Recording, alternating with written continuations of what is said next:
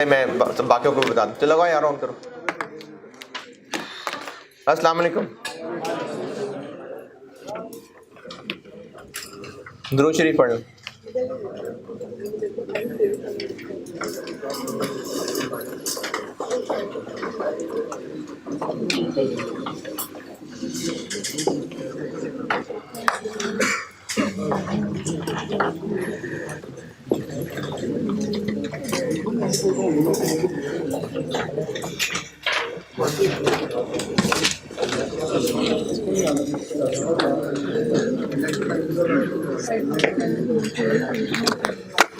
Further processing का एक सवाल होमवर्क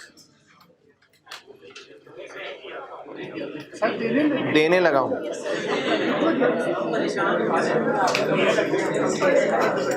ये इसका सोल्यूशन है। ICAPL सोल्यूशन से एक इख्तलाफ है, ये सोल्यूशन है उसका। ऑनलाइन में वो पोर्टल पे रखा हुआ है। क्या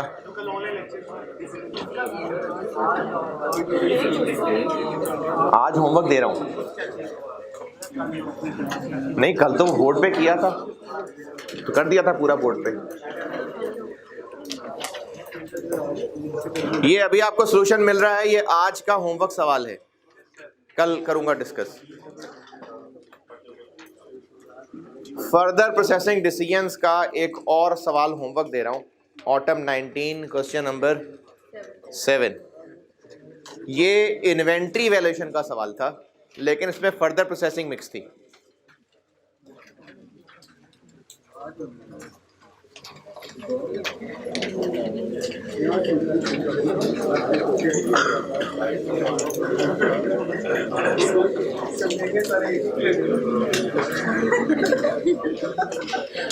एक एक कागज रखे।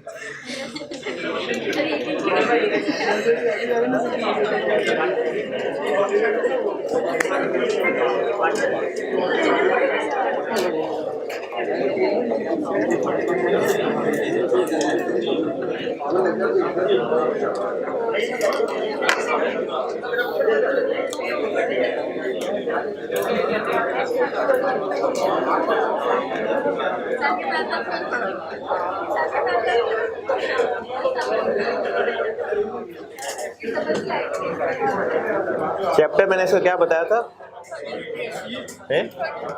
14 13 बताया था।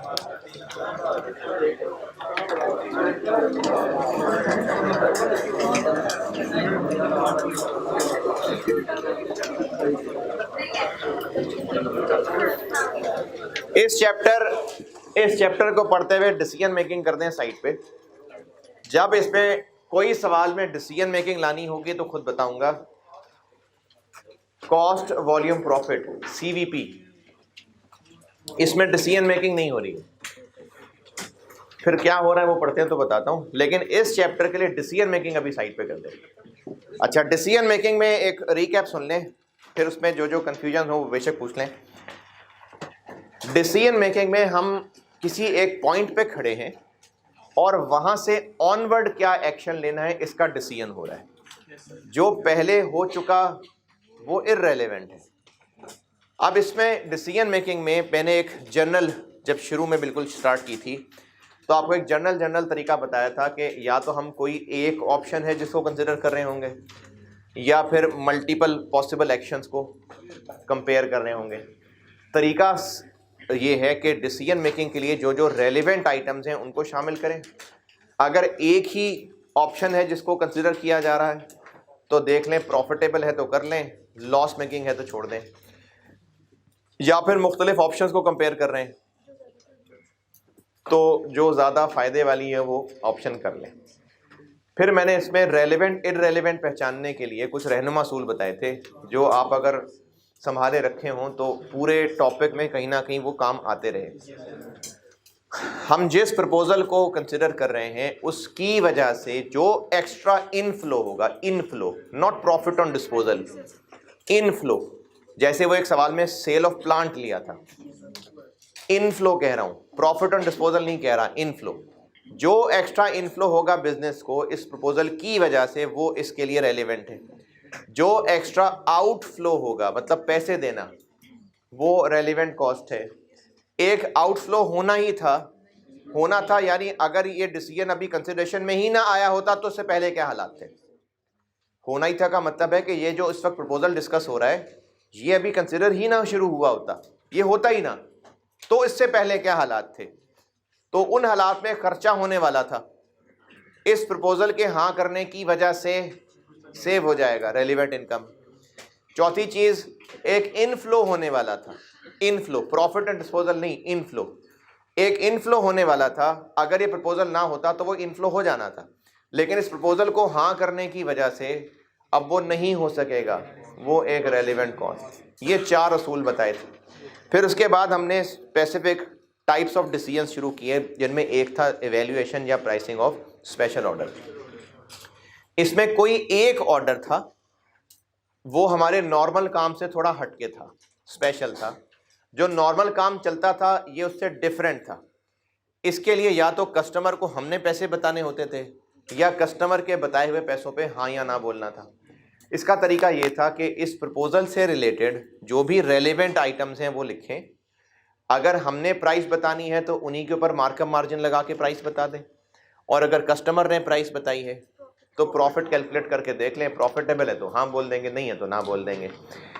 ये भी एक डिसीजन था, एक स्पेशल ऑर्डर को हाँ या ना करने का। इसमें भी असूल वही 4 ही लग रहे थे, लेकिन उनकी डिटेल फिर आगे मुख्तलिफ सिनेरियो बनाए कि इस जॉब के लिए जो मटेरियल चाहिए, फिर उस मटेरियल की रेलिवेंट कॉस्ट ढूंढने चले गए। फिर इस जॉब के लिए जो वर्कर्स लेबर चाहिए, फिर उस लेबर की रेलिवेंट कॉस्ट ढूंढी।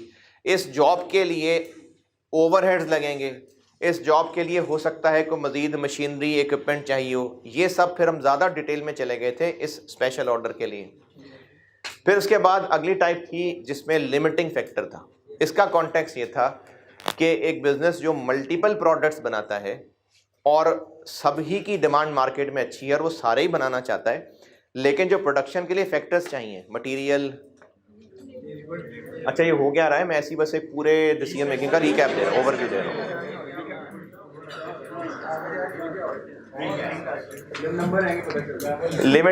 लिमिटिंग जो 3 फैक्टर्स थे, मशीन आवर्स थे, लेबर आवर्स थे और मटेरियल की क्वांटिटी थी। इनमें से कोई एक महदूद था जिसकी वजह से हम सारे प्रोडक्ट्स पूरी डिमांड मीट करने के काबिल नहीं बना सकते थे, तो हमें उनमें चॉइसेस करनी पड़नी थी।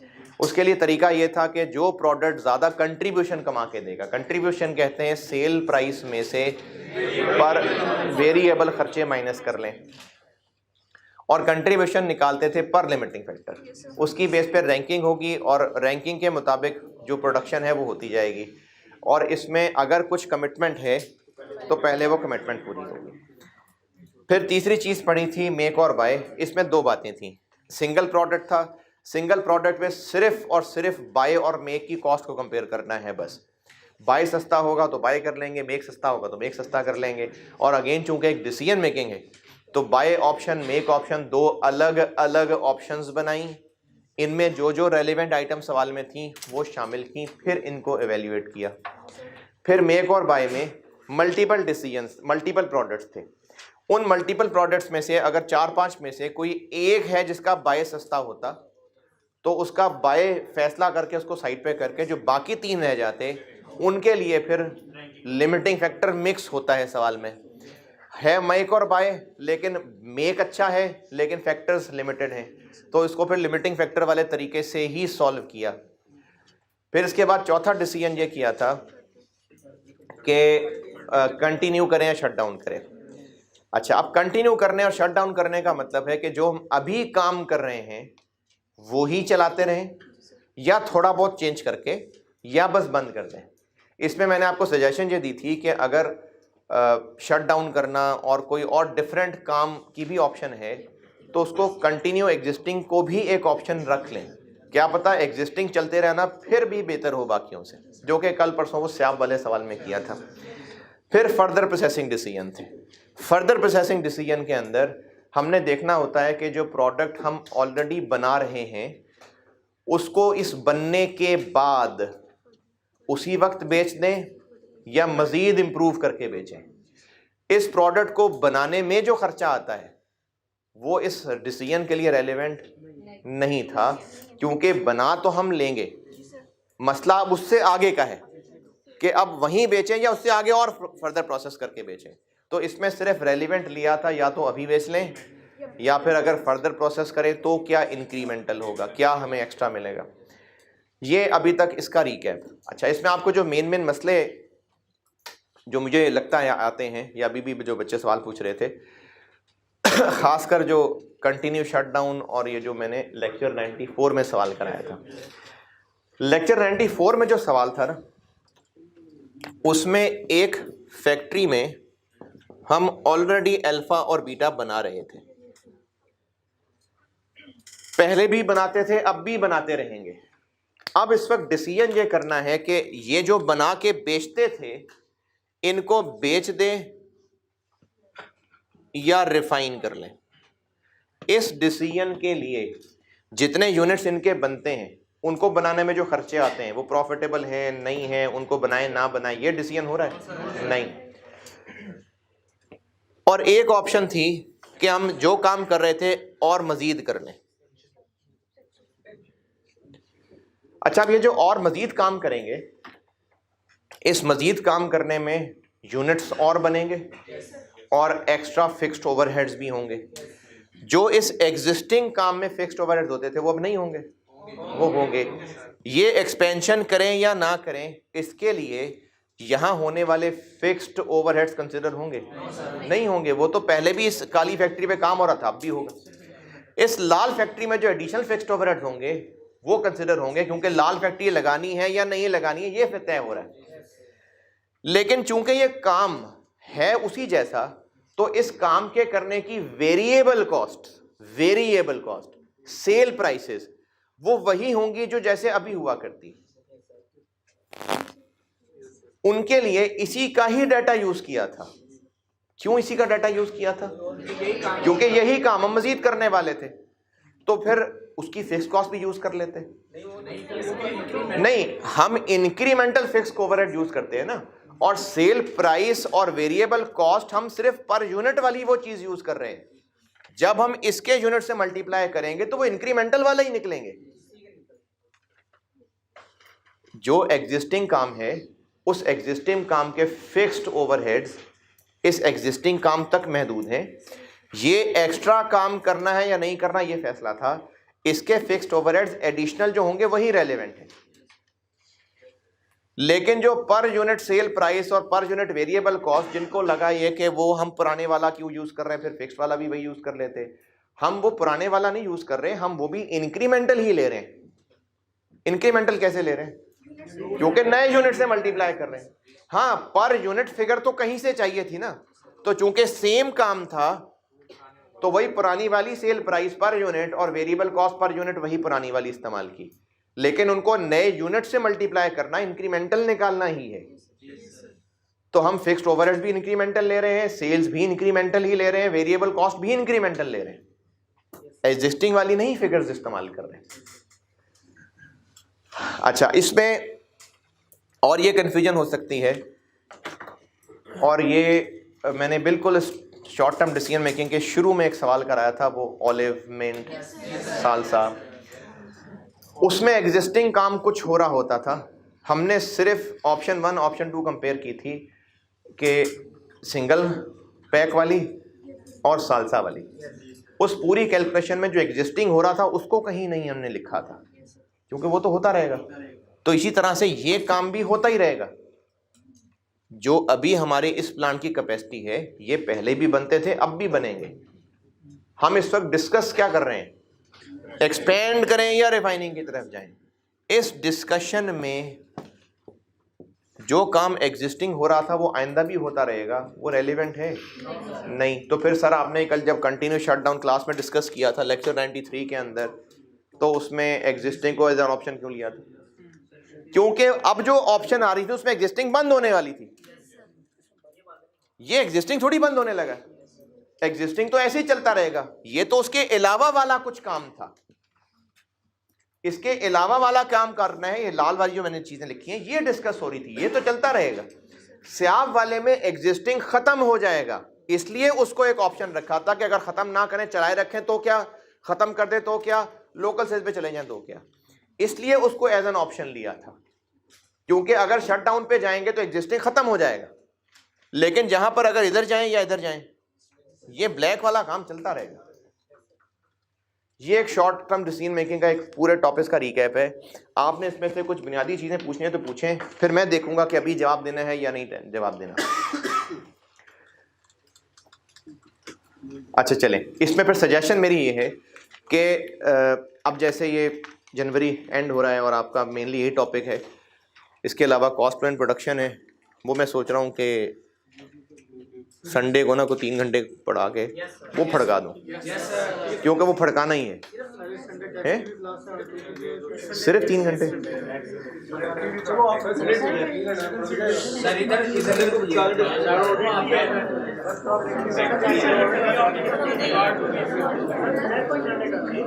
है जी, नेक्स्ट संडे लो, मैं उसे पहले खत्म करने की कोशिश कर रहा हूँ, नेक्स्ट संडे तक पहुंचा रहे हैं। तो यार सब कुछ ही यूट्यूब पे आएगा ना, उसमें से चूज कर लेना किसमें बैठना है किसमें नहीं बैठना। नहीं मोहब्बत वाली बात नहीं है, आप उसमें टॉपिक की इंपॉर्टेंस देखें, आप जरूर करें। मैंने पहले संडे यही सोचा था कि ये सीवीपी वाला, लेकिन नहीं, ये बहुत इंपॉर्टेंट टॉपिक है, इसको मैं ओवर नहीं करना चाह रहा, तो वो कॉस्ट फ्लो वाला मैंने सोचा है कि वो फड़काने वाली चीज़ है, वो तो कवर करूँ ना, शायद वो संडे कर लूँ। मैं भी FR2 में भी पूछूंगा, हो सकता है FR2 को संडे को बुलाऊँ, कॉस्ट को ना बुलाऊँ, ये मुझे भी फैसला करना है। अभी मैंने करना है फैसला, मैंने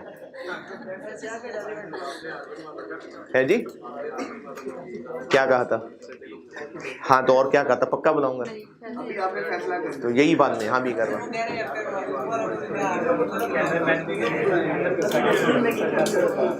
तो आप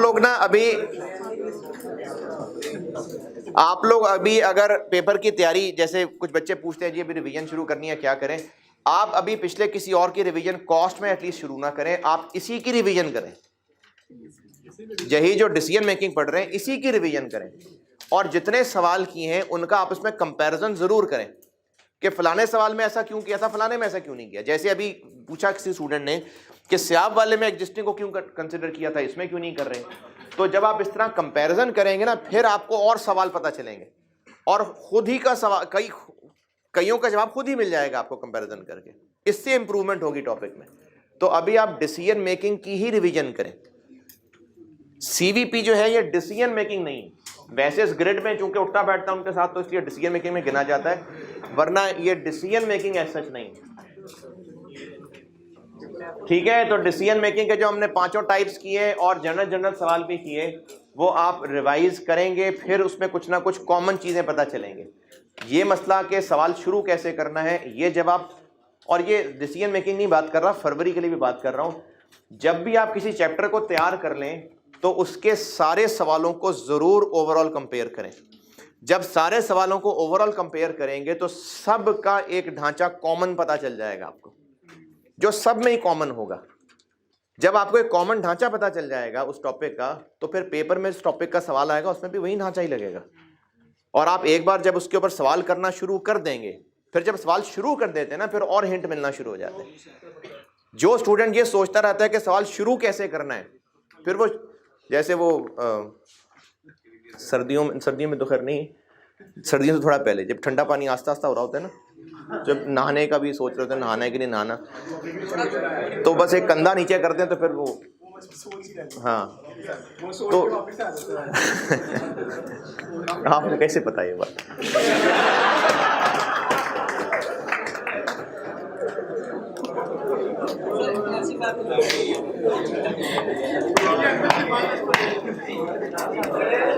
तो आप ना जब हर टॉपिक के सारे सवालों को कंपेयर करें, उसमें कुछ कॉमन पता चलेगा, वो ही सवाल करने का तरीका होगा। एक बार आप उस पैटर्न पे सवाल शुरू कर देंगे ना, फिर और हिंट मिलना शुरू हो जाएंगे। कॉस्ट वॉल्यूम प्रॉफिट एक रिलेशनशिप है, ये कॉस्ट वॉल्यूम प्रॉफिट। जैसे इनकम स्टेटमेंट में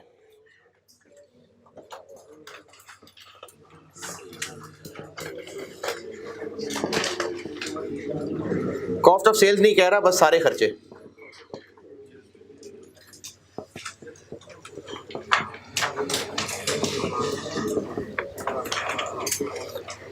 अगर यूनिट्स कम होंगे तो सेल्स और वेरिएबल कॉस्ट कम होंगी, यूनिट्स ज़्यादा होंगे सेल्स वेरिएबल कॉस्ट ज़्यादा होंगी, फिक्स कॉस्ट उतनी ही रहेगी।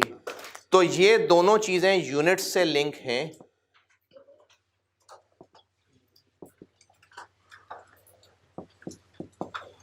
वॉल्यूम मतलब यूनिट्स, ये नहीं है, इसका यूनिट से लिंक नहीं है। लेकिन अगर ये दोनों लिंक्ड हैं तो किसी हद तक प्रॉफिट भी लिंक्ड है। इन सब चीज़ों का, चारों चीज़ों का, sales, variable cost, fix cost और प्रॉफिट, इनका यूनिट से क्या रिलेशन है? ये सीवीपी है। वॉल्यूम का कॉस्ट और प्रॉफिट से लिंक है, ये इनका आपस का एक रिलेशन सीवीपी रिलेशन है। इसके ऊपर फिर, इसी रिलेशन के ऊपर फिर मुख्तलिफ कैलकुलेशंस, मुख्तलिफ एनालिसिस हैं। जैसे अगर ऑर्गेनाइजेशन ये देखना चाहे कि अच्छा इतने यूनिट्स बनाए तो कितना प्रॉफिट होगा, उतने यूनिट्स बनाए तो कितना प्रॉफिट होगा, तो वो अगर उतने यूनिट्स का प्रॉफिट कैलकुलेट कर पाए तो तभी कर पाएंगे जब उनका यूनिट्स के साथ इनका रिलेशन पता होगा। दोबारा अगर अभी एक इनकम स्टेटमेंट है जो 10,000 यूनिट्स बेचने के लिए है, तो अगर 15,000 बेचे तो क्या होगा? कैलकुलेशन हो सकती है? सारी फिगर्स को 10 से 15 पे ले जाए, फिक्स को नहीं। तो ये इसीलिए ना, क्योंकि आपको पता है कि यूनिट्स का लिंक फिक्स से नहीं, बस ये सीवीपी, बस यही सीवीपी।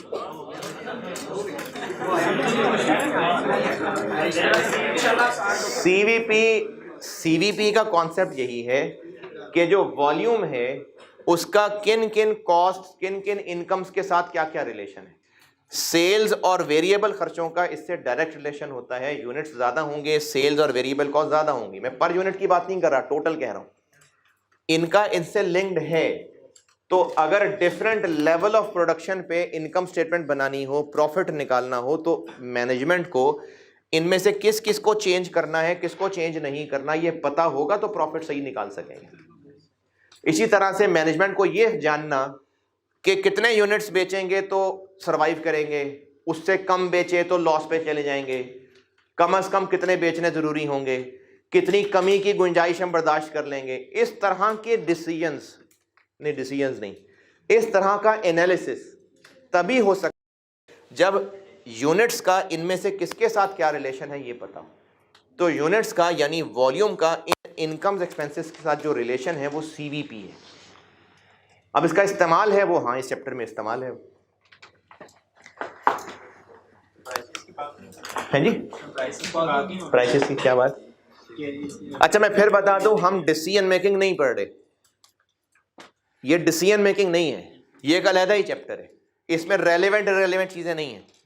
हाँ, किसी सवाल में कोई ऐसा मिक्सचर हो जाएगा तो बता दूंगा, वरना अभी रेलेवेंट इररेलेवेंट कुछ नहीं है। ओके, नहीं भूलना नहीं यार, इतना टाइम लगा है, भूलना नहीं है। लेकिन इस चैप्टर के सवालों में अभी नहीं करना वो मिक्स। इस चैप्टर के सवालों को मैंने कुछ टाइप्स में क्लासिफाई किया हुआ है। मैंने किया हुआ, ये ऐसा नहीं कि किताब में केसेस हैं, ये मैंने 10 सवालों को क्लासेस में बांटा हुआ है ताकि उसी कॉन्टेक्स्ट में बात एक्सप्लेन कर सकूं।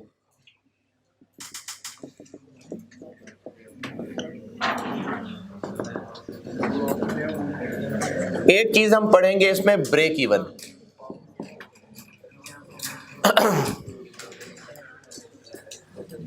एक होगी ब्रेक इवन सेल। एक चीज हम पढ़ेंगे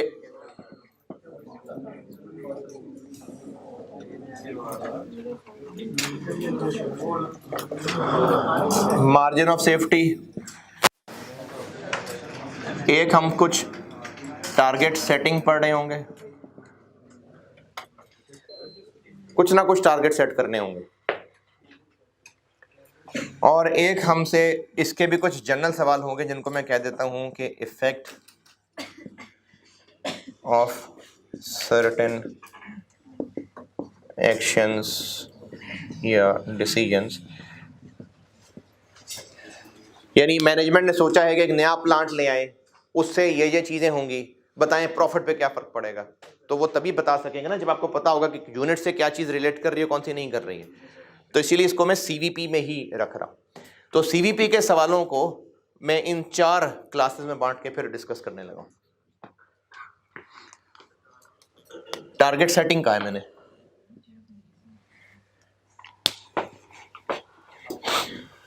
ब्रेक इवन सेल लिखा है, मार्जिन ऑफ सेफ्टी लिखा है, टारगेट सेटिंग लिखा है, इफेक्ट ऑफ सर्टेन एक्शंस लिखा है।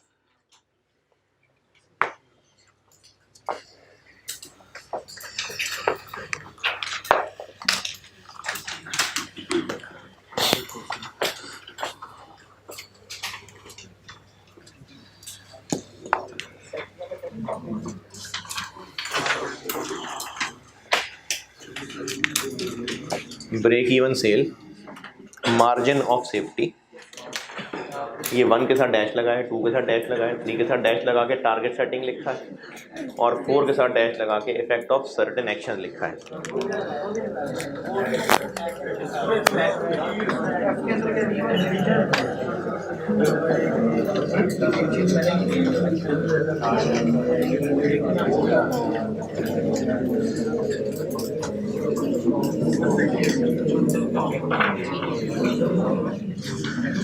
अच्छा, कुछ कॉमन से फार्मूले लिख रहा हूं, कुछ और खास फार्मूले भी होंगे जो इनमें आके जब मैं इनकी हेडिंग्स देके पढ़ाऊंगा वहां करेंगे इस्तेमाल। लेकिन सीवीपी का जो रिलेशन है इस पे बेस करते हुए कुछ कॉमन फार्मूले लिख रहा हूं, और ये फार्मूले आपको पता है सारे, बस लिख इसलिए रहा हूं कि एक और एंगल से बता रहा हूं, वरना ये जो कुछ यहां लिखने लगा हूं ये आपको सारी बातें पहले पता है। जैसे total cost is equal to total fixed cost plus total, तो ये बात पता है आपको, अभी समझ आइए। आज पता है, चल ठीक। इस पे कोई एतराज किसी को है नहीं?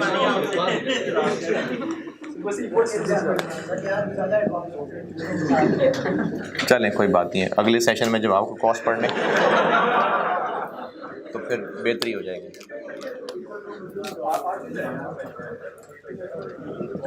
इसी को मैं और तोड़ रहा हूं,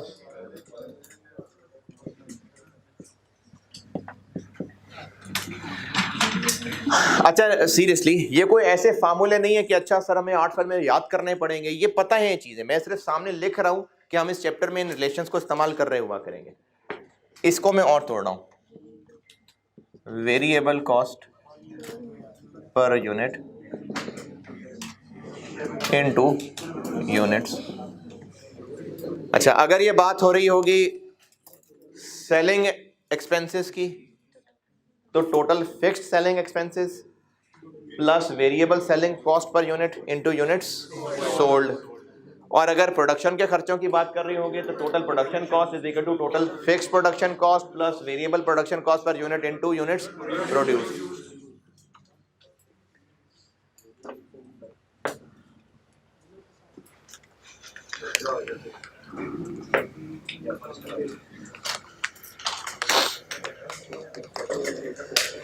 ये इनको मल्टीप्लाई किया हुआ है,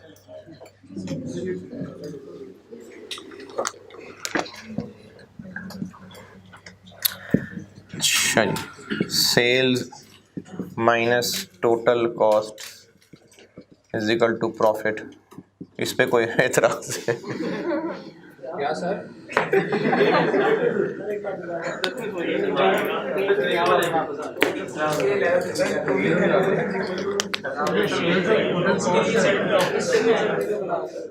चलें अभी एक लिखने लगा हूं, ये इस सारे डिस्कशन की इंपॉर्टेंट तरीन इक्वेशन है, ये इसी पे बेस करते हुए ना मैं अक्सर यहाँ पर मेनली यहाँ पर इसी इक्वेशन को बेस करूंगा यहाँ पर आके।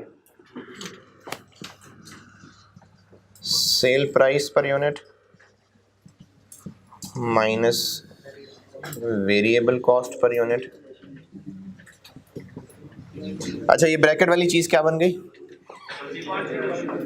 Contribution per unit.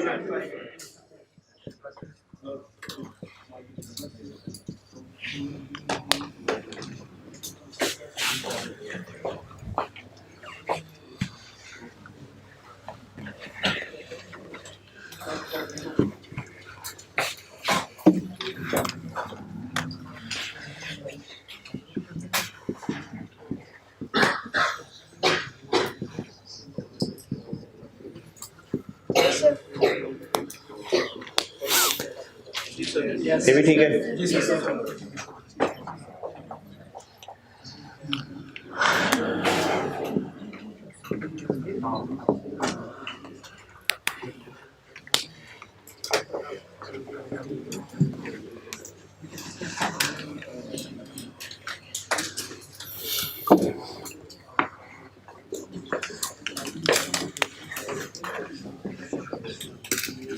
ये क्या चीज बन गई है?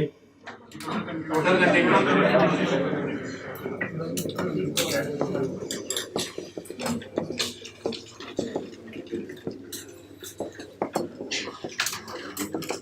इसी को मैंने इस शक्ल में लिख लिया।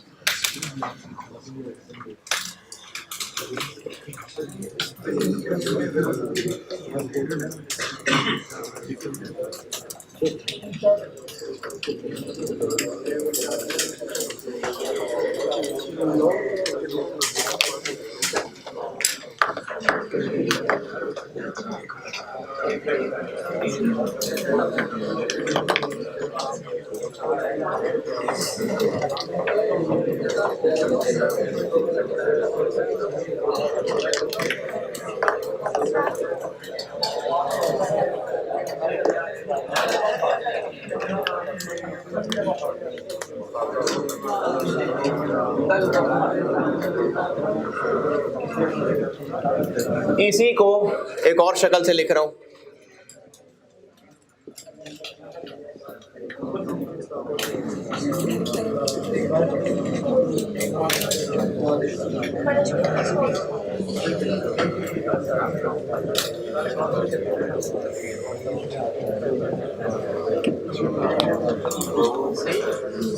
ये भी सही है।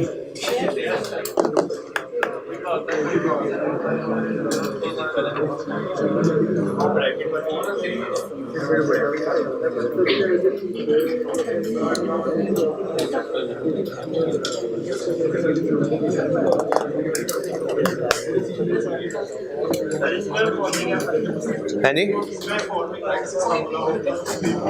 1 और 2 में क्या फर्क है? तोड़ दिया बस।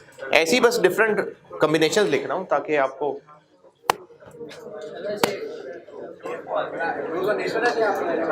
शुगर तो नहीं लगा रहा यार। हाँ ना, उन्हें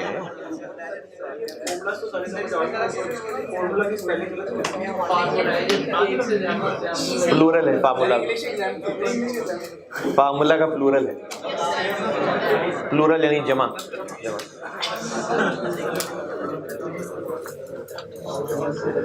फार्मूलाज भी ठीक है।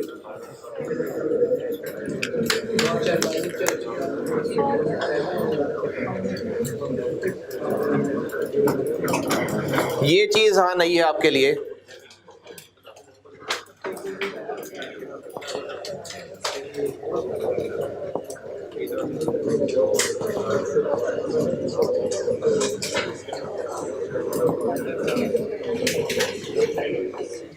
जैसे सेल्स पे जीपी मार्जिन लगा दें, सेल्स पे जीपी मार्जिन, तो क्या आ जाएगा?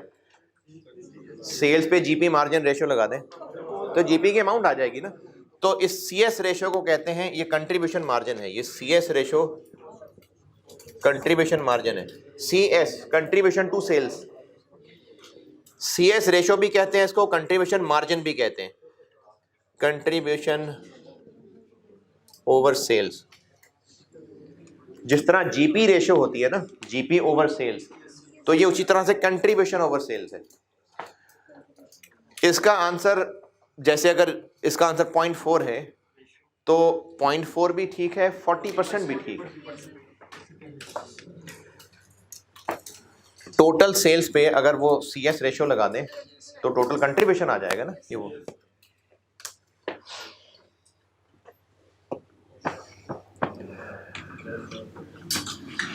चलो ये कॉमन वाले इतने काफ़ी हैं। अब इस टॉपिक के मैं पहले हिस्से को शुरू कर रहा हूँ, ब्रेक इवन सेल।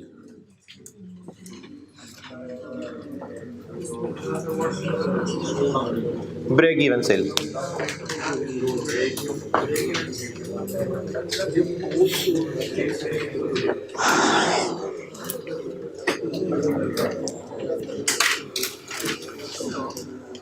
अच्छा, लिखने की स्पीड तेज रखिएगा और बोंगियों में टाइम ज़ाया नहीं करना। मैंने 2 सवाल भी कराने इसके अलावा इसके साथ।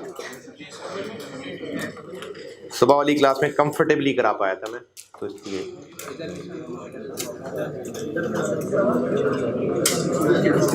हाँ, उन लोगों को डिस्कम्फर्ट हुई थी जिनकी अगली क्लास थी।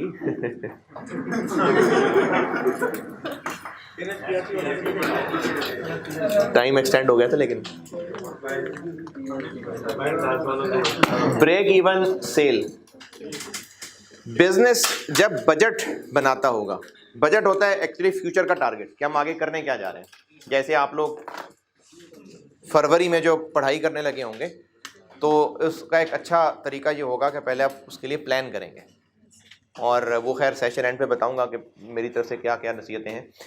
तो बिजनेस अपने लिए फ्यूचर के टारगेट सेट करता है, और उनमें स्टार्टिंग पॉइंट होता है सेल्स, प्रॉफिट नहीं, सेल्स। और ये सेल्स अपनी हैसियत, अपनी ख्वाहिश, मार्केट, इन सबको सामने रख के देखी जाती है। बिजनेस देखेगा कि हम अगले साल मार्केट पोटेंशियल क्या है, हम क्या करना चाहते हैं, कितना कर सकते हैं, हमारे पास हैसियत भी है कि नहीं है। लेट से बिजनेस ने टारगेट किया कि हम 200 मिलियन की सेल्स अगले साल करना चाहते हैं। बाकी टारगेट फिर से लिंक होते हैं कि अगर 200 मिलियन की सेल्स करनी है तो कितने यूनिट्स बेचने पड़ेंगे, इतने यूनिट्स बेचने हैं तो कितने मैन्युफैक्चर करने पड़ेंगे, इतने मैन्युफैक्चर करने हैं तो क्या क्या मटेरियल कितना चाहिए होगा। प्रोडक्शन टीम को कहेंगे जाओ वर्कर्स अरेंज करो, इतनी साल प्रोडक्शन करनी है। मटेरियल टीम को कहेंगे इतना मटेरियल खरीदना है हमने पूरे साल में। सारी टीम्स फिर अपने अपने रिसोर्सेज मैनेज करती हैं टारगेट अचीव करने के लिए। सेल्स टीम को टारगेट दे दिया कि इतनी सेल्स अगले साल करनी है आपने। अच्छा, बार बार बताता रहूँगा लेकिन शुरू में की हुई बात भी कभी याद रह जाती है। इस चैप्टर में हम कभी कैलकुलेशंस गुजरे हुए साल की कर रहे होंगे, कभी बजटेड की कर रहे होंगे, दोनों चलता रहेगा। यानी कभी हम गुजरे हुए साल की भी कैलकुलेशंस कर रहे होंगे, कभी हम अगले साल की भी कर रहे होंगे, ये दोनों काम चलते रहेंगे। तो बजटेड सेल्स वो टारगेट है जो अपनी सेल्स टीम को दे दिया कि हम अगले साल इतनी सेल्स करना चाहते हैं। अगर उतनी नहीं हो सकी तो बर्बाद हो जाएंगे। क्या हो जाएगा, उतना प्रॉफिट नहीं आएगा। चलो और कम कर लें, क्या हो जाएगा, और कम कर लें, क्या हो जाएगा। तो उसमें कोई तो हद होगी ना, उससे भी अगर नीचे आ गए तो फिर लॉस में चले जाएंगे।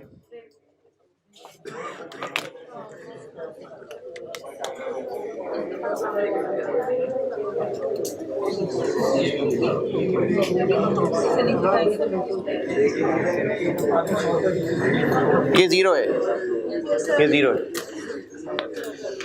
अगर बिजनेस कोई यूनिट ना बेचे तो प्रॉफिट होगा, लॉस होगा, लॉस होगा, या जीरो होगा, लॉस होगा। क्यों? क्योंकि तो अगर 0 यूनिट्स बेच के इतना लॉस है तो ये क्या चीज है, यानी ये किसके बराबर है, फिक्स कॉस्ट के बराबर।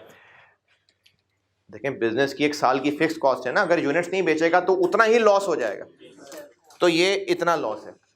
जैसे जैसे यूनिट्स बेचना शुरू करेंगे फिक्स कॉस्ट रिकवर होनी शुरू होगी, लॉस रिकवर होना शुरू होगा, और फिर एक वक्त आएगा कि वो प्रॉफिट में कन्वर्ट हो जाएगा। ये ब्रेक इवन सेल होती है।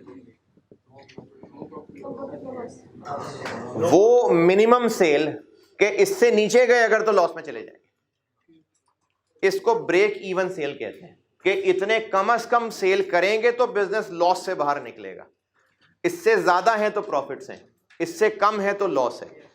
इसको ब्रेक इवन सेल कहते हैं। और ये जानना जरूरी है क्योंकि अगर 200 मिलियन का टारगेट दिया था, अगर नहीं भी पूरा हो पा रहा, जैसे स्टूडेंट को 100 में से कितने मार्क्स कम से कम लेने, 50, तो ये पता हो ना। अगर पता ही ना हो तो कहेगा बस मेरे लिए 32 भी बहुत है। तो पता तो हो कि कितने कम से कम है, उससे नीचे लॉस हो जाएगा। तो इसलिए break even sale passing marks वाला कॉन्सेप्ट समझ लें। तो बिजनेस जब टारगेट सेट करता है तो उसके लिए ब्रेक इवन सेल जानना भी बहुत जरूरी है। वो ये लोअर लिमिट ऑफ सेल है कि अगर इससे कम सेल हुई तो लॉस होगा। ऐसे भी कह सकते हैं ब्रेक इवन सेल्स पे हमारी फिक्स कॉस्ट भी कवर हो रही है।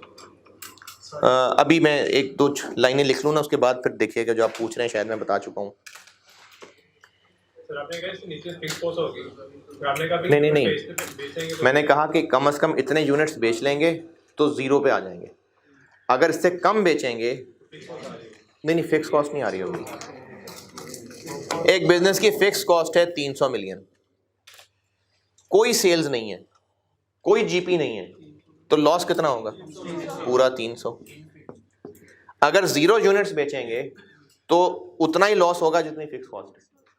जैसे जैसे ऊपर सेल्स आती जाएंगी, रिकवरी होनी शुरू हो जाएगी, लॉस इससे कम होना शुरू हो जाएगा, और फिर एक वक्त आएगा कि लॉस खत्म और फिर वो प्रॉफिट में शिफ्ट हो जाएगा। उस अमाउंट ऑफ सेल को ब्रेक इवन सेल कहते हैं। अगर उससे कम सेल्स की तो लॉसेस होंगे, उससे ऊपर सेल्स की तो प्रॉफिट्स होंगे। जी, ब्रेक इवन सेल्स वो मिनिमम अमाउंट ऑफ सेल्स हैं कि अगर उससे नीचे चलेंगी सेल्स तो लॉसेस हो जाएंगे। ब्रेक इवन वो मिनिमम अमाउंट ऑफ सेल है कि अगर जिससे नीचे हुई, जिससे कम सेल्स हुई तो बिजनेस को लॉस हो जाएगा।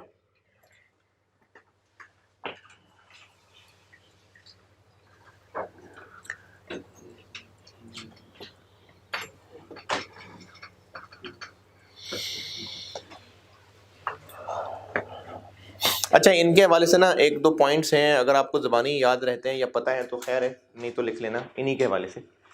एक तो ये लिख लेना कि यहाँ जो प्रॉफिट का वर्ड यूज़ कर रहा हूँ मैं, वो प्रॉफिट बिफोर टैक्स है कि profit after tax? Profit before tax, क्योंकि मैंने टैक्स अभी कहीं नहीं लिखा। तो यहाँ पर जो प्रॉफिट इस्तेमाल हो रहा है वो प्रॉफिट बिफोर टैक्स है। इन फार्मूलों में इससे पहले ही लिखेंगे आप, इस हेडिंग से पहले इधर ही जो आपने लिखा है इन्हीं के साथ कहीं नुक्कड़ में लिख लें कि यहाँ मैंने जो प्रॉफिट का वर्ड यूज़ किया है वो प्रॉफिट बिफोर टैक्स है।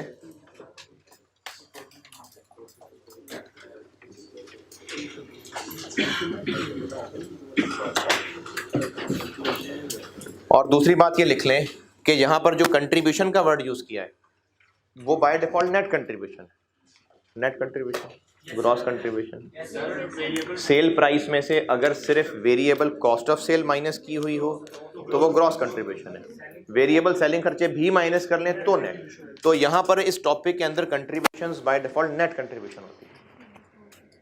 इस टॉपिक में जहाँ भी हम कहीं कंट्रीब्यूशन ले रहे होंगे वो नेट कंट्रीब्यूशन ही होगी। इन सारे फार्मूलों में ये जो सारा रिलेशनशिप है सीवीपी का, इनमें हम जहां भी कंट्रीब्यूशन की बात कर रहे हैं तो उससे मुराद नेट कंट्रीब्यूशन।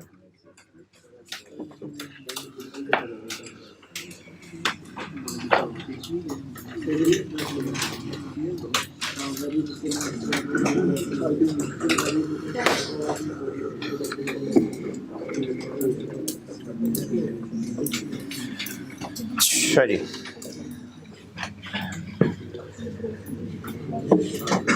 ये जो भी बात बता रहा था वो लिखी। ब्रेक इवन सेल वो मिनिमम सेल है कि अगर उससे भी नीचे सेल हुई तो लॉसेज हो। अच्छा, ये फार्मूले मैंने चूंकि भी मिटाने नहीं हैं तो इसके आगे बात यहाँ बता रहा हूँ। यानी अगर बिजनेस ब्रेक इवन सेल कर ले,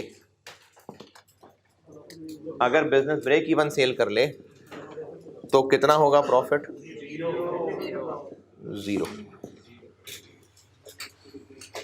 अगर ब्रेक इवन सेल है तो प्रॉफिट 0 है। और इसी की एक और शक्ल लिख रहा हूं, अगर ब्रेक इवन सेल हो तो total contribution is equal to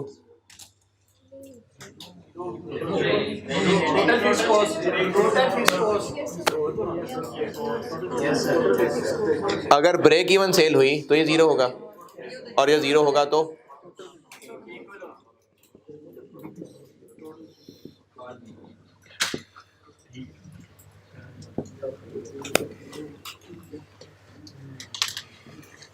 अगर बिजनेस ब्रेक इवन सेल कर रहा हो तो उस पॉइंट पे अगर बिजनेस की ही बस ब्रेक इवन सेल्स हैं तो प्रॉफिट बिजनेस का 0 होगा। इन अदर वर्ड्स, जितना उस बिजनेस ने टोटल कंट्रीब्यूशन कमाया होगा वो टोटल फिक्स कॉस्ट के बराबर ही होगा। इसीलिए इसको कंट्रीब्यूशन भी कहते हैं। ये फिक्स कॉस्ट की तरफ कंट्रीब्यूट कर रहा होता है। जैसे जैसे यूनिट्स बेचते जा रहे होते हैं वो कंट्रीब्यूशन आ रही होती है टुवर्ड्स फिक्स कॉस्ट, ताकि किसी तरह फिक्स कॉस्ट पूरी हो सके। अगर बिजनेस ब्रेक इवन सेल पे बस रुक गया, इतनी ही सेल्स हुई फॉर द ईयर, तो उस साल बिजनेस का प्रॉफिट जीरो होगा और उस साल बिजनेस की total contribution total fix cost के बराबर होगा। जी क्या जी? प्रॉफिट जीरो जो होगा यार ये सीखें, सामने इतना सारे फार्मूले लिखे हैं। मैंने तो भी सिर्फ इतना बताया है कि ब्रेक इवन सेल्स है जिसपे प्रॉफिट जीरो है, अभी सिर्फ ये बताया है। जी कंट्रीब्यूशन होती है सेल प्राइस प्लस वेरिएबल खर्चे माइनस करके कंट्रीब्यूशन, तो वो फिक्स कॉस्ट बराबर कैसे होगा सर? ये सुनिए टोटल कंट्रीब्यूशन, ये ऊपर क्या लिखा हुआ है? सर वो क्लियर हो गया, उसमें क्या क्लियर हुआ है? वो फॉर्मूला सर अरेंज करके कैसे? क्या ये क्या लिखा हुआ है मैंने? प्रॉफिट है ना, टोटल कंट्रीब्यूशन माइनस, अगर for the year total contribution में से for the year total fix cost minus कर दें तो प्रॉफिट आ जाएगा। अगर इस साल बिजनेस ने बस ब्रेक इवन सेल्स ही की तो प्रॉफिट कितना होगा? जीरो। तो ये जीरो किस सूरत में आएगा? जब ये दोनों अमाउंट बराबर होंगी तभी जीरो आएगा ना।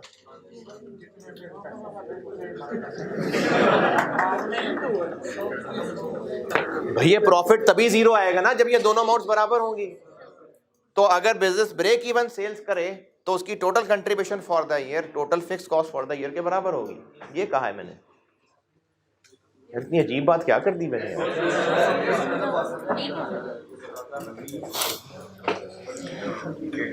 तो फिर ब्रेक इवन सेल्स की अमाउंट हमें कैसे पता हो? उसके लिए कोई बुजुर्गों का बनाया हुआ फार्मूला भी होना चाहिए और वो अभी आप लोग ही बना देंगे।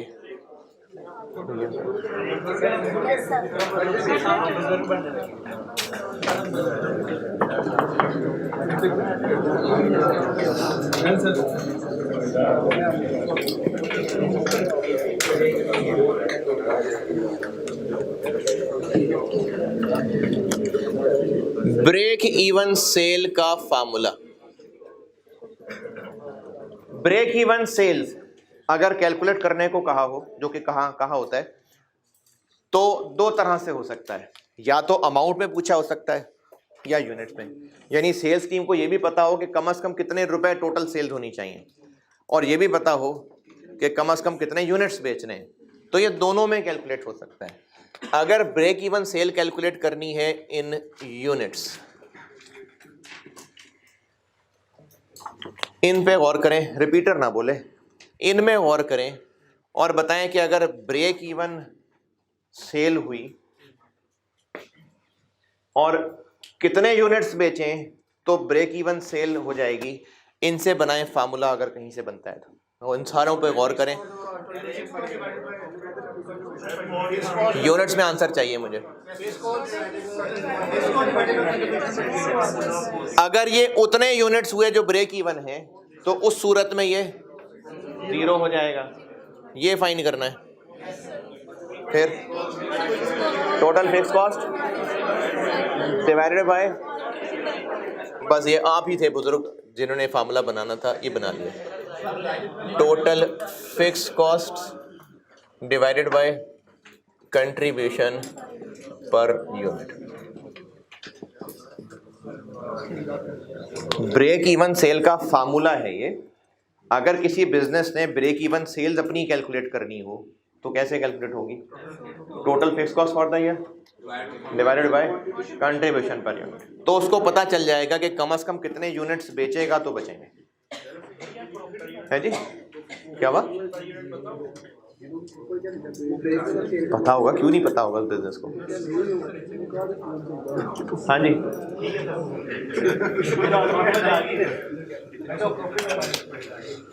वो ब्रेक इवन पे जीरो होगा ना ये।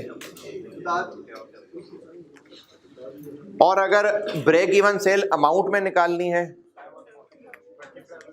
या तो यूनिट्स में निकाल लिया, अब टोटल अमाउंट तक पहुंचना है, सेल प्राइस से मल्टीप्लाई कर दे। यूनिट्स निकाल लिए ना। अगर अमाउंट चाहिए, क्या हो गया भाई? सेल प्राइस से मल्टीप्लाई कर लेना। लेकिन इसका डायरेक्ट फार्मूला भी है। अगर ब्रेक इवन निकालना हो अमाउंट में, रुपए में, तो फार्मूला क्या होगा? अब हमें कोई ऐसा फार्मूला लगाना है जिसका आंसर सेल्स की अमाउंट आ जाए, जहां पर टोटल सेल्स की अमाउंट आ जाए। इधर देखें, इधर अगर ब्रेक इवन हुआ तो total sales is equal to total fix cost, और टोटल कंट्रीब्यूशन ऐसे निकाल सकते हैं। अगर ये ब्रेक इवन सेल्स हुई तो ही इनटू सीएस रेशियो करके जो आंसर आएगा वो फिक्स कॉस्ट के बराबर आएगा। Total contribution total fix cost बराबर है या नहीं है ना, है ना। और टोटल कंट्रीब्यूशन ऐसे भी निकाल सकते हैं।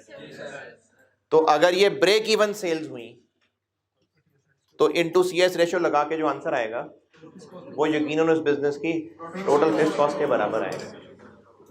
नहीं यार, पथरी में कौन सी ज़बान में बात कर रहा हूँ। अगर एक बिजनेस उतनी ही सेल कर सका जो ब्रेक इवन है, अगर एक बिजनेस उतनी ही सेल कर सका जो ब्रेक इवन है, इस पे वो टोटल कंट्रीब्यूशन कितना कमाया ऐसे निकाल सकते हैं।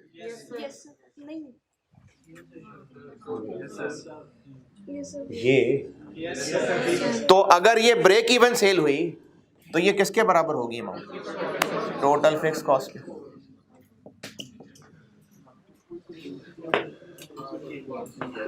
ये फाइन करना, तो total fix cost divided bye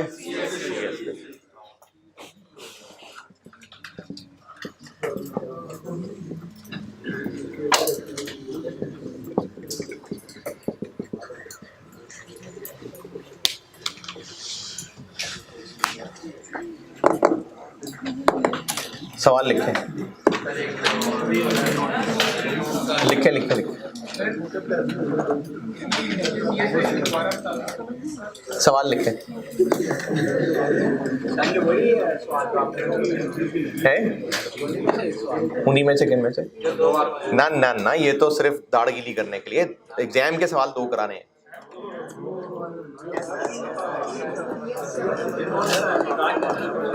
जी सर।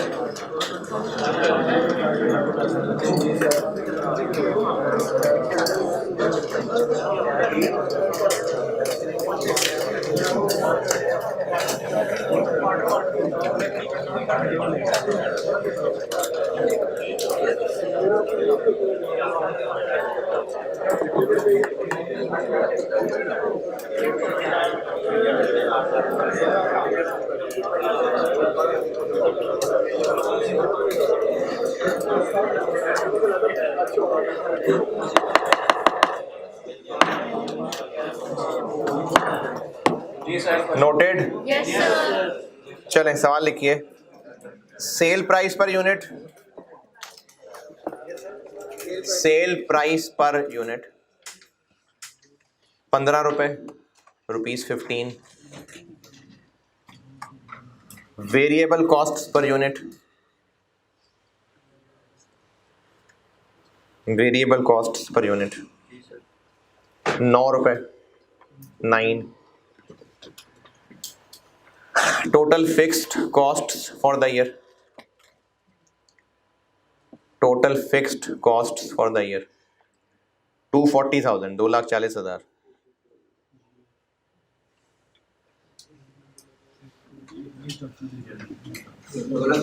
जी 2,40,000। रिक्वायर्ड है आपसे ब्रेक इवन सेल्स कैलकुलेट कर दें, दोनों यूनिट्स भी है और अमाउंट भी।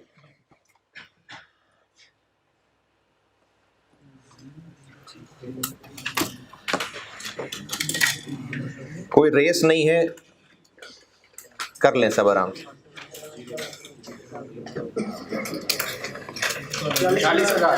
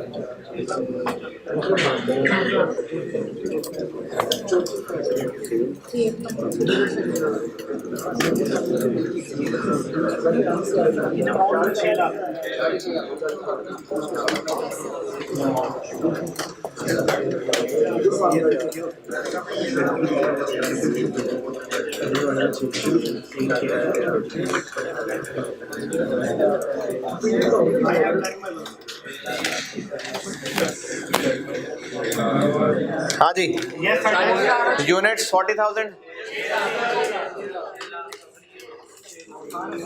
Total fix cost 240 divided by 6, 40,000, 240 multiply by, मैंने आपको कहा था इन दोनों फार्मूलों से बताएं, दोनों फार्मूले से कहा था करने, 6 लाख।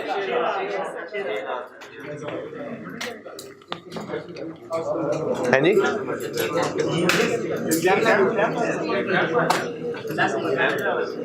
₹6,00,000 40,000 यूनिट्स। अच्छा, अब जो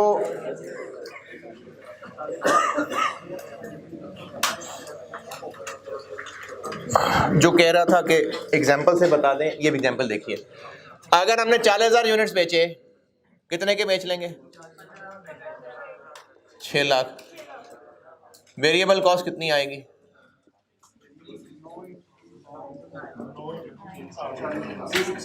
360। फिक्स कॉस्ट कितनी आएगी? 240। प्रॉफिट कितना आएगा? ये होती है ब्रेक इवन सेल। अब हमने असल में ना यहाँ से रिवर्स चल के ये निकाला हुआ, ये फार्मूले हैं बेसिकली, वो यहीं से रिवर्स चले जो मैंने फार्मूले बताए थे आपको।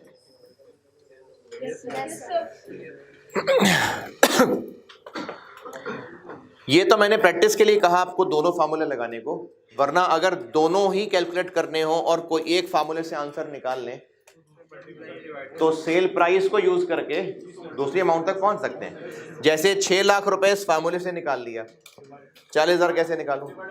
15 रुपए से डिवाइड कर दें, या इस फार्मूले से आंसर 40,000 यूनिट्स निकाल लिया, मल्टीप्लाई। ठीक है जी, ये होता है break even. Spring 2013, spring 2013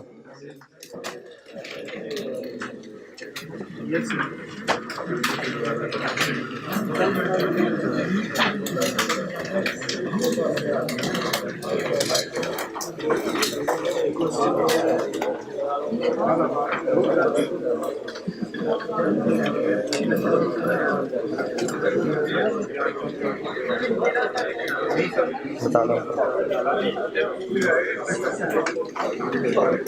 question number 6, spring 13, question number 6।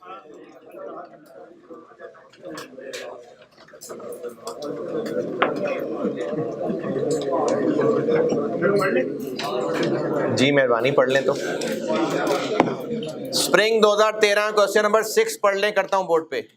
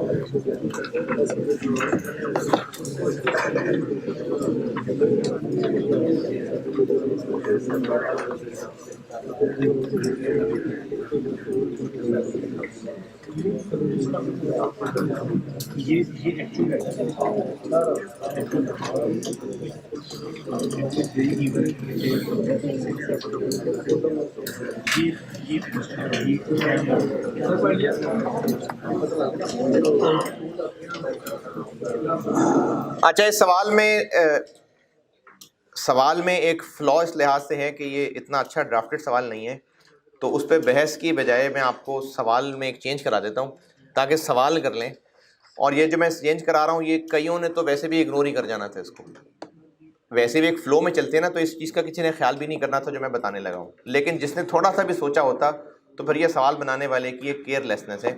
तो आप ऐसा ही करें कि इस टेबल में जो डायरेक्ट मटेरियल, डायरेक्ट लेबर और वेरिएबल ओवरहेड्स लिखे हुए हैं, इनके साथ आगे अमाउंट लिखी है 10 रुपये पर यूनिट, 2 रुपये पर यूनिट, 4 रुपये पर यूनिट।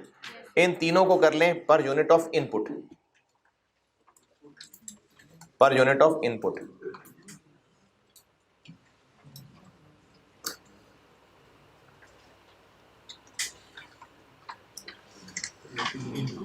जी, दो केस में हिंट मौजूद है। डायरेक्ट मटेरियल में 2 kg ब्रैकेट में लिखे होना। मैंने एक सवाल कराया था बजटिंग का, falcon private limited 49 kg material 1 unit का, तो उसमें वो सब मैंने कहा था ये इनपुट की इंफॉर्मेशन है, 49 kg इनपुट है। मटेरियल से हिंट बहरहाल मौजूद है, लेकिन ये इतना स्ट्रॉन्ग हिंट नहीं है, तो इसलिए सवाल में मेंशन होना चाहिए था जो मैं आपको बता रहा हूँ। 10 रुपये, 2 रुपये, 4 रुपये, इन तीनों के साथ लिख लें पर यूनिट ऑफ इनपुट। चलें अब करते हैं सवाल। रिक्वायरमेंट क्या है सवाल की? ब्रेक इवन निकालना है फरवरी का इन क्वांटिटी यानी यूनिट।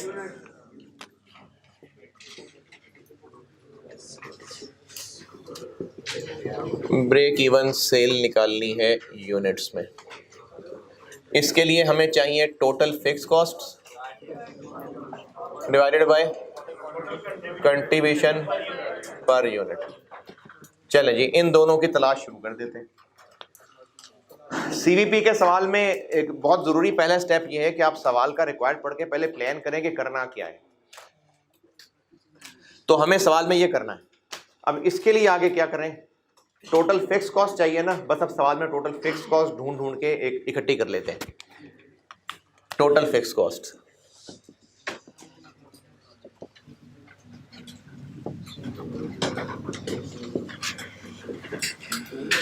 चलें जी शुरू से, कहाँ कहाँ फिक्स कॉस्ट का जिक्र है?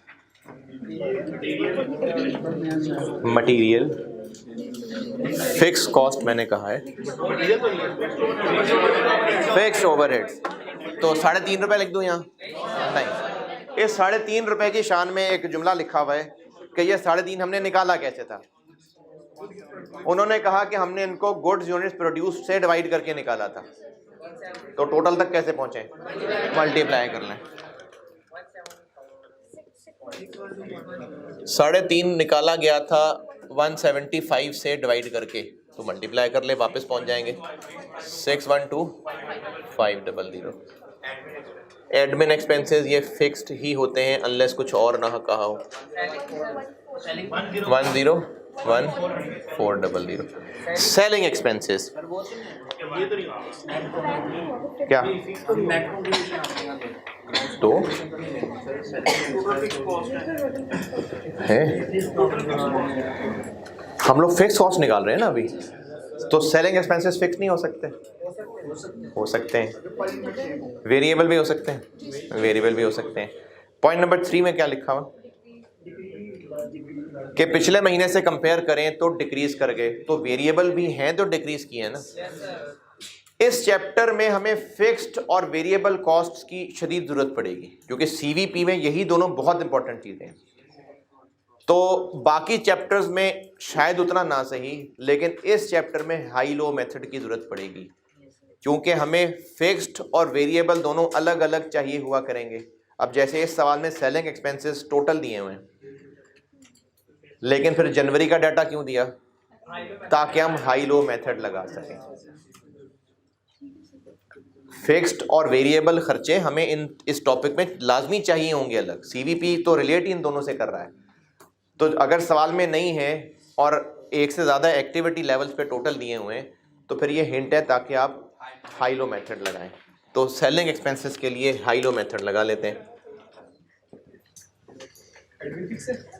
एडमिन फिक्स्ड है, बाय डिफॉल्ट फिक्स्ड है। अगर कुछ वेरिएबल होगा तो कहाँ होगा?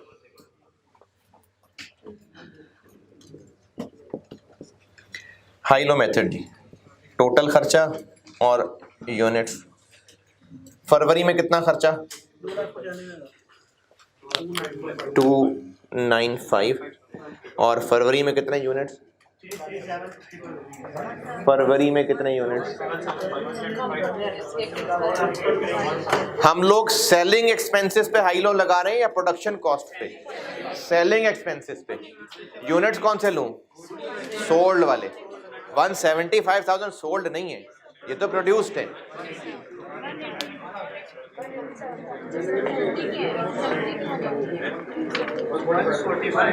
पॉइंट नंबर 4, जनवरी में जितने बनाए थे सब बेच दिए थे, तो फरवरी का opening 0।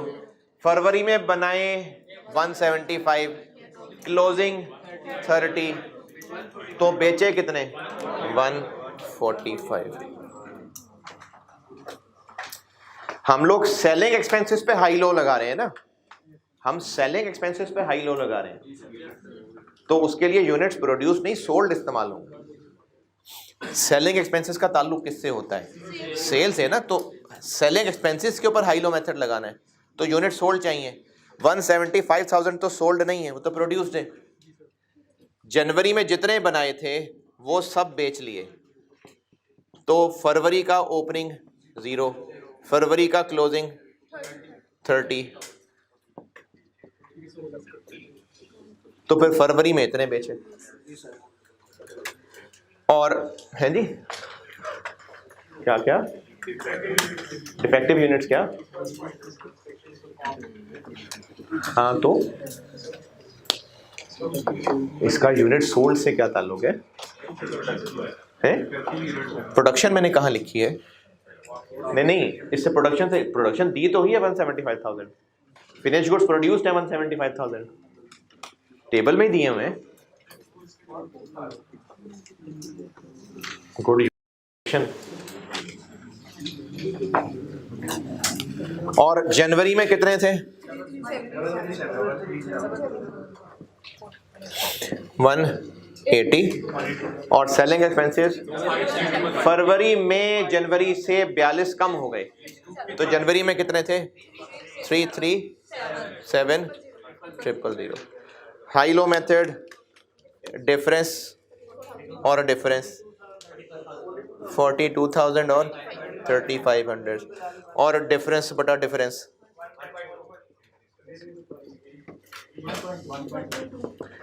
42,000 divided by 3,500 is equal to 35,000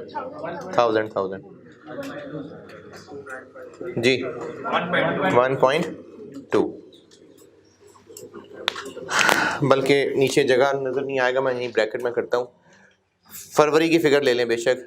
295 से फिक्स्ड कैसे निकालूं? इसमें से वेरिएबल कर देते हैं माइनस।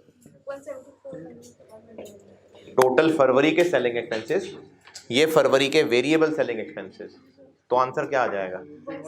फरवरी के फिक्स सेलिंग एक्सपेंसेस 121 000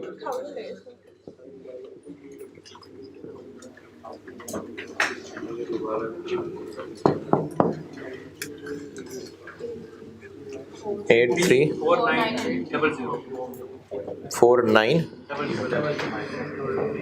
ये क्या कर रहे हैं हम? Yes sir, break even sale units में पूछे थे, ये मिल गया सबको रिक्वायरमेंट। इसका फार्मूला होता है ये, उसके लिए हमें टोटल फिक्स कॉस्ट चाहिए for the year, for the month, और कंट्रीब्यूशन पर यूनिट चाहिए। टोटल फिक्स कॉस्ट सवाल में जहां जहां थी मैंने इकट्ठी करके उनको टोटल किया है। प्रोडक्शन के लिए 3.5 कहा हुआ था कि ये 175 से डिवाइड करके निकाला है, तो हमने मल्टीप्लाई करके टोटल बना दिया। Admin expenses by default fixed होते हैं क्योंकि इसमें वेरिएबल वाली बात कोई नहीं है। सेलिंग एक्सपेंसेस में वेरिएबल फिक्स्ड दोनों हो सकते हैं, यही वजह है कि उसने जनवरी का डाटा भी दिया है।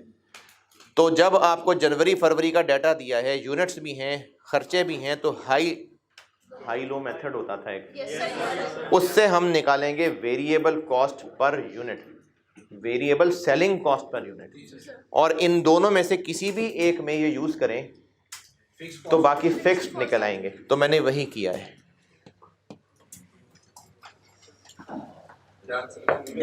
टोटल फिक्स खर्चे कैसे पता लग रहा है कि इसमें फिक्स्ड भी होंगे या ये सिर्फ वेरिएबल है या ये सिर्फ फिक्स्ड है? क्योंकि जब 42,000 डिक्रीज हुए हैं तो वेरिएबल हैं, तभी तो डिक्रीज हुए हैं। और क्या सारे ही फिक्स्ड हैं या क्या सारे ही वेरिएबल हैं, तो इसीलिए आपको इनको चेक करना पड़ेगा, तभी तो जनवरी के यूनिट्स दिए हैं।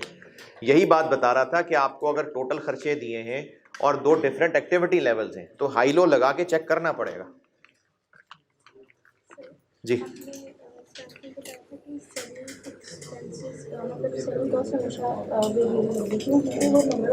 मैंने कब कहा है कि हमेशा वेरिएबल होगी? कल वाले सवाल में फिक्स सेलिंग एक्सपेंसेस भी थे।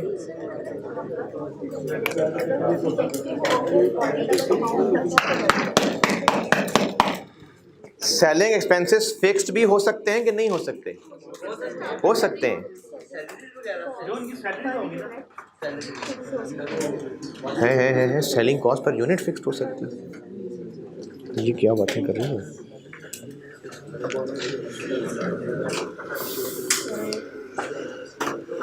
Variable selling cost per unit चीज़ है।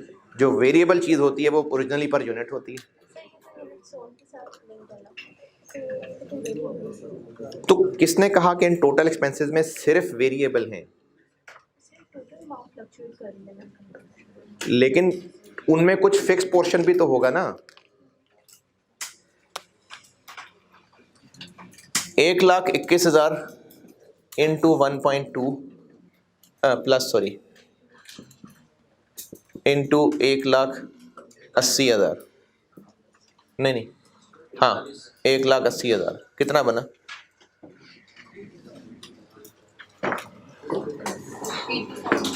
337,000। ये क्या किया मैंने? ये मैंने जनवरी के टोटल सेलिंग एक्सपेंसेस निकाले, प्लस 1.2 इंटू 1,45,000। इसका आंसर क्या है? 295। ये क्या है? ये दोनों डिफरेंट हैं, तो क्या ये सारे वेरिएबल हैं या फिक्स पोर्शन भी है?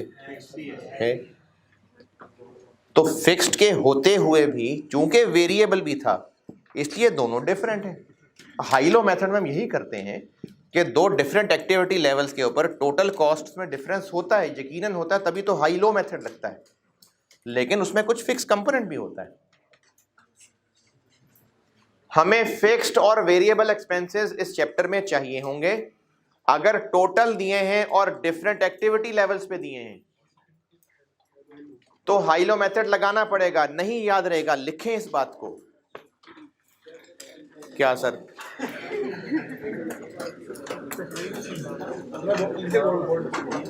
नहीं लिखूंगा बोर्ड पे, आप खुद लिखें।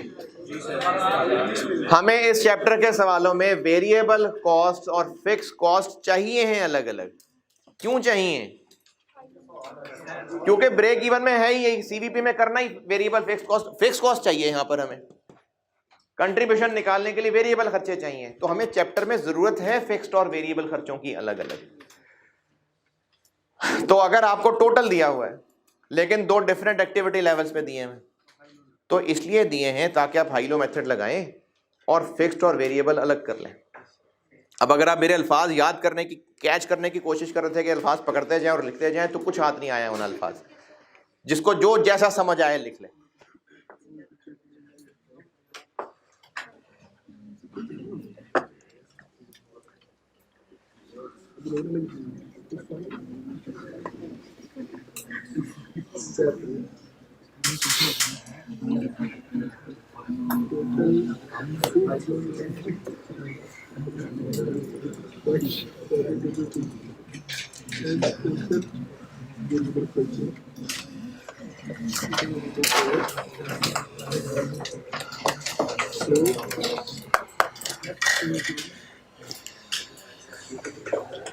टोटल फिक्स्ड खर्चे,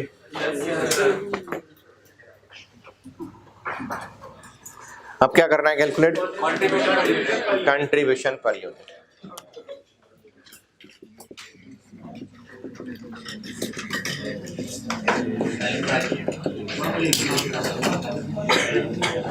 क्या क्या चाहिए जी? सेल प्राइस चाहिए, कितनी है?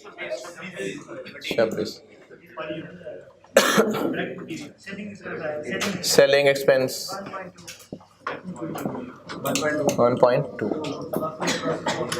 वेरिएबल प्रोडक्शन कॉस्ट भी चाहिए होगी, वो दी हुई है?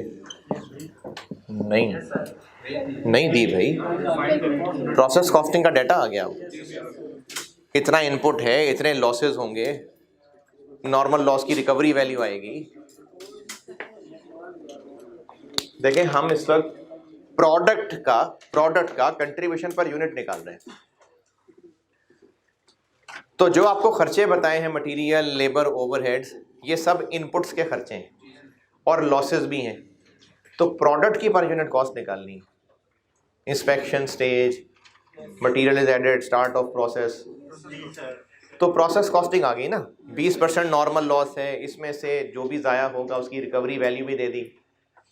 तो प्रोसेस कॉस्टिंग में वर्क इन प्रोसेस बताने से पहले पर यूनिट कॉस्ट कैसे निकालनी सीखी थी? वर्क इन प्रोसेस से पहले जब लॉसेस पढ़ाए थे, बस खर्चे सारे minus recovery value divided by output. तो हमें प्रोडक्ट की वेरिएबल कॉस्ट पर यूनिट चाहिए। प्रोसेस का डाटा दिया है, वेरिएबल कॉस्ट पर यूनिट निकालनी है, तो प्रोसेस वाली मेहनत आ गई है।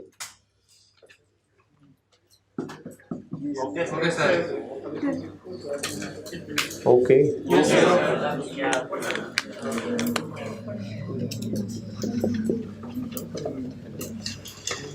क्या कर रहे हैं हम? वेरिएबल प्रोडक्शन की कॉस्ट पर यूनिट निकालने लगा हूँ। क्यों निकाल रहे हैं? क्या तकलीफ है? क्या मसला है? क्या करना चाह रहे हैं? कंट्रीब्यूशन पर यूनिट निकालना है। क्यों? क्योंकि ब्रेक इवन सेल चाहिए यूनिट्स में। इसका फार्मूला है total fix cost divided by contribution per unit, और इन दोनों को एक एक करके सवाल से इकट्ठे किया है। ये total fix cost for the year निकल आई कॉस्ट। कंट्रीब्यूशन पर यूनिट के लिए सेल प्राइस में से जो उसकी अपनी प्रोडक्शन कॉस्ट है वो भी करनी है ना माइनस, वो नहीं दी हुई। उसके लिए प्रोसेस का डाटा दिया हुआ है, तो कर लेते हैं। Numerator divided by output, cost minus recovery value of normal loss divided by output. तो कॉस्ट क्या क्या है जी? डायरेक्ट मटेरियल कितना? 10 रुपए इंटू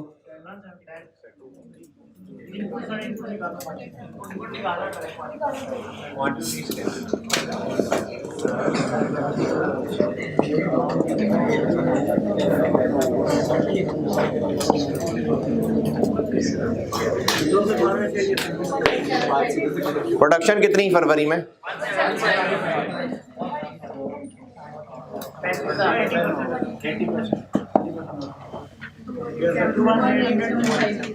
750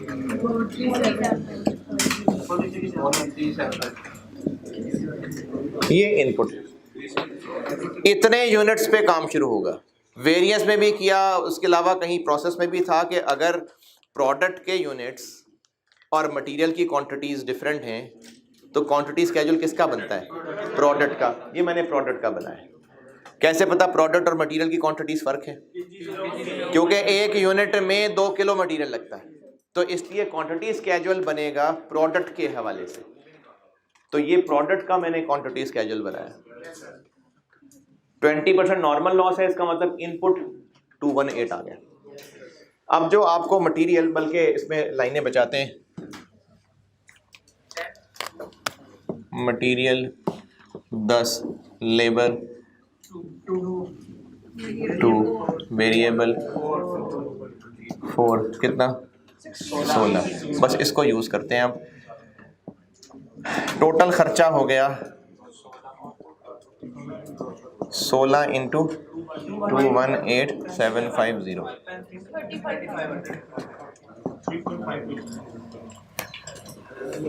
और इसमें से क्या माइनस करूं?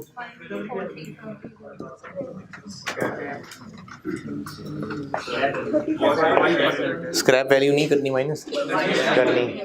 कितनी जी? 5 रुपए इंटू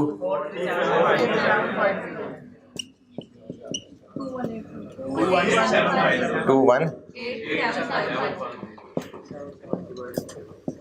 यार मैं वैसे हैरान हूँ, सुबह आराम से 2 सवाल कर लिए। कंफर्टेबल। एक प्रॉपर वो सवाल है स्प्रिंग 16 का जो कराना। चलें कल कसर पूरी कर लेंगे। हाँ जी, 3281 3281 250।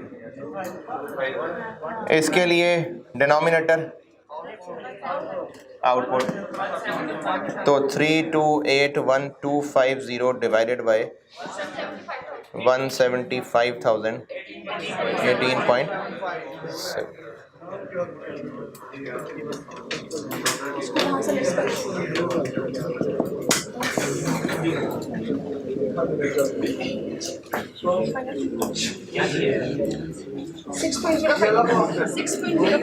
ये क्या किया है?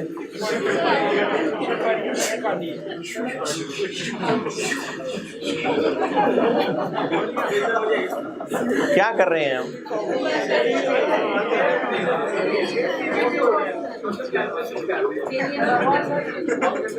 है?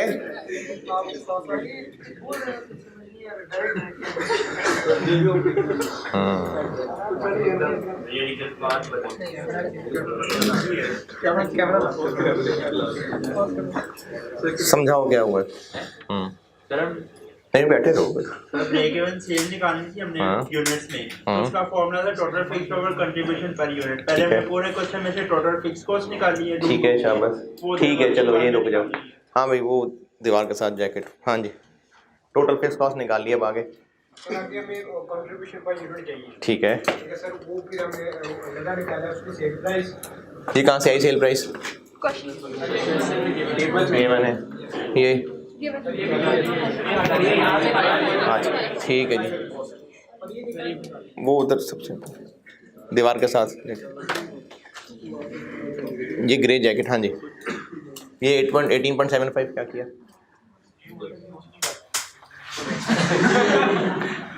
ये इसकी बात करो। अच्छा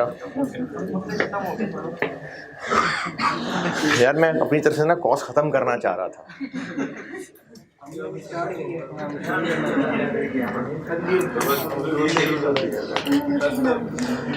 जो प्रोडक्ट हम बेच रहे हैं उसकी मैंने पर यूनिट वेरिएबल कॉस्ट निकाली। उसको प्रोड्यूस करने में जो खर्चे आते हैं ये वो हैं। प्रोसेस कॉस्टिंग पढ़ा ज़िंदगी में कभी? जब प्रोसेस कॉस्टिंग पढ़ा था और तब तक वर्क इन प्रोसेस नहीं पढ़ाया था, सबसे पहला वाला नॉर्मल लॉस की हद तक, तो हम पर यूनिट कॉस्ट निकालते थे। Material conversion minus scrap value divided by output. तो वो जो ये था मैंने बस ये ऐसे कर दिया।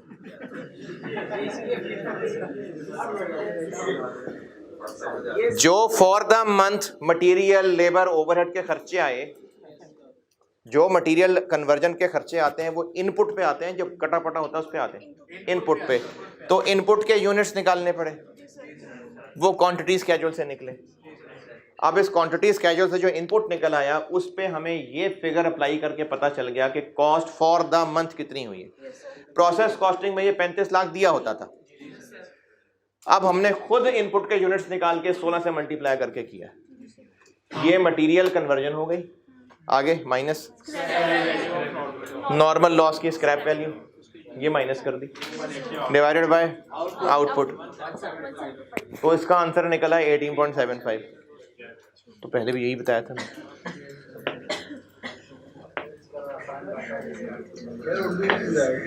18.75 पर यूनिट जो प्रोडक्ट हम बनाते हैं उसकी वेरिएबल कॉस्ट पर यूनिट आ गई। आ गई। अब इससे निकला हमारे पास कंट्रीब्यूशन 6.05। अब आगे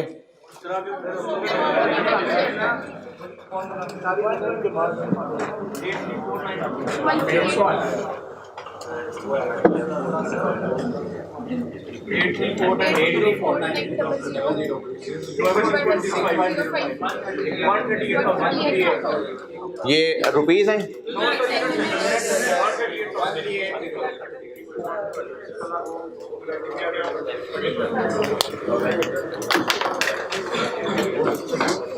अच्छा, अब ये जो आज सवाल नहीं हो सका, ये अब कल मैंने करवाना है।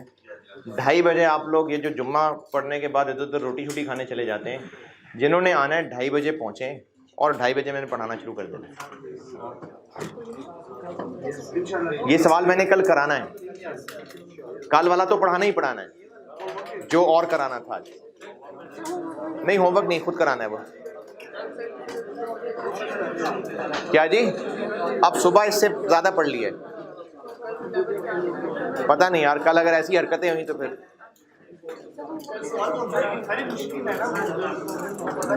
यार ये जो ब्रेक इवन के फार्मूले में टोटल फिक्स कॉस्ट निकाली, ये हमने कोई मुश्किल काम किया फिक्स कॉस्ट निकालना? इसमें इस सारे बोर्ड पे क्या मुश्किल काम है जो किया? मुझे वो मुश्किल काम बताएं। नहीं, मैं बहुत सीरियसली पूछ रहा हूँ, यहाँ पर जो बोर्ड पे काम किया इसमें क्या ऐसा मुश्किल काम था?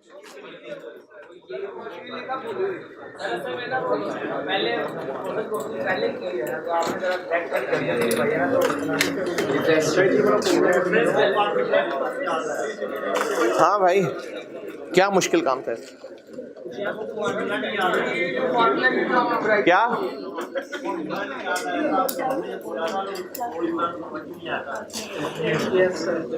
अब ठीक है, ठीक है जी, अल्लाह हाफिज।